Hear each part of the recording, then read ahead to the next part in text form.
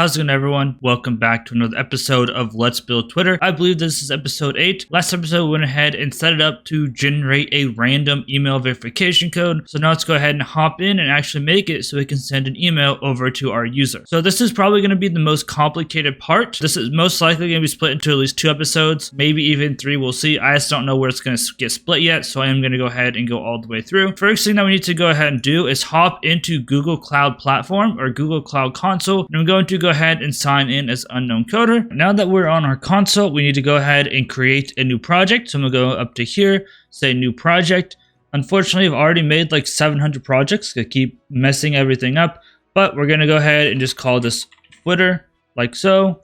And gonna go ahead and click create. Now it's going to create a project and we'll wait for it for a second here. All right, the project is ready. We're gonna go up to footer and now we need to go ahead and add in our APIs that we need. So I'm gonna go ahead and go over to the console or navigation menu, and we're going to go into APIs and services. And the cool thing about the Google Gmail API is that we don't actually have to worry about paying for it. You can send like 1 million emails, something like that for free. So no worries there. So go ahead and look up the Gmail API and grab the Gmail API. Something else I want to mention is that when we're coding, I did find a new place to put my webcam. That way it's not in the way of code. So that is great. Also, if you guys have not used Google Cloud Platform before, you can start with the $300 credit. The credits do run out pretty quickly, so be wary of that.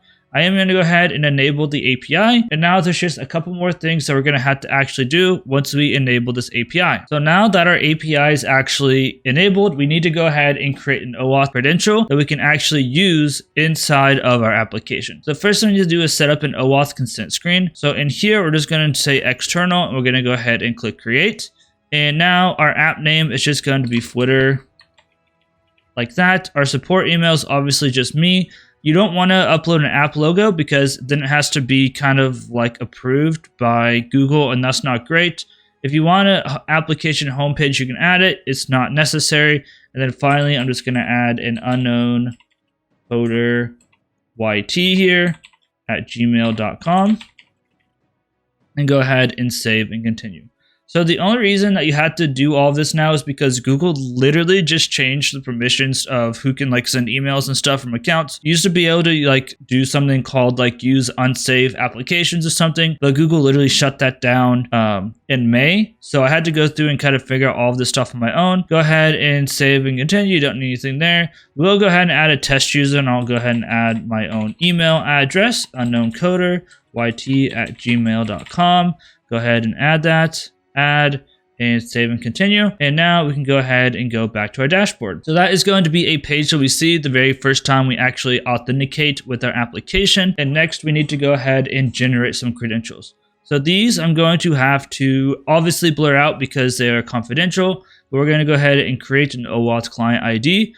And this is going to be a desktop application. We can call just desktop client 1. That's fine. Go ahead and create that, and it's going to pop up the screen. I'm going to blur this out obviously so you guys can't see this, but we do want to go ahead and download that JSON, and that should be good to go. So the one last thing that we want to go ahead and do is we do want to go ahead and update our JSON ignore to make sure we don't accidentally push up anything that we don't want. So I'm just going to say vim.getIgnore really quick. And outside of metadata, we are going to go ahead and add star.json. So it's probably not the best thing to add because it's going to ignore the JSON. I don't remember which one this goes into, so I'm going to have to go back and look. I think that we can actually do //resources/star.json. So any JSON file inside of our resources, we're going to ignore. And then we also want to go ahead and ignore //stored credentials.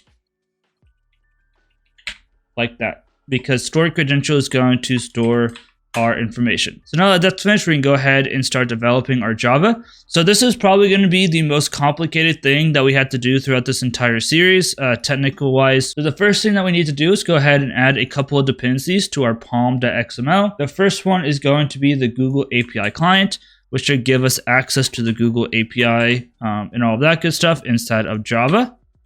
Go ahead and fix that. The next one we want to have access to is the Oauth Client. So this is going to allow us to authenticate our user inside Java. So I'm pretty sure this is what's actually going to go ahead and pop up that auth screen for us. The next one that we need is the Gmail service. So we can actually get access to the specific service, aka Gmail, which will allow us to send emails.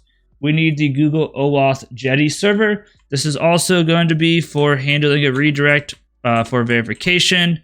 And then we need one more. Go ahead and fix that. And finally, we need the Java mail, which will actually go about sending the email. Go ahead and do all this. I probably can't undo that. So now I gotta fix this manually. Save.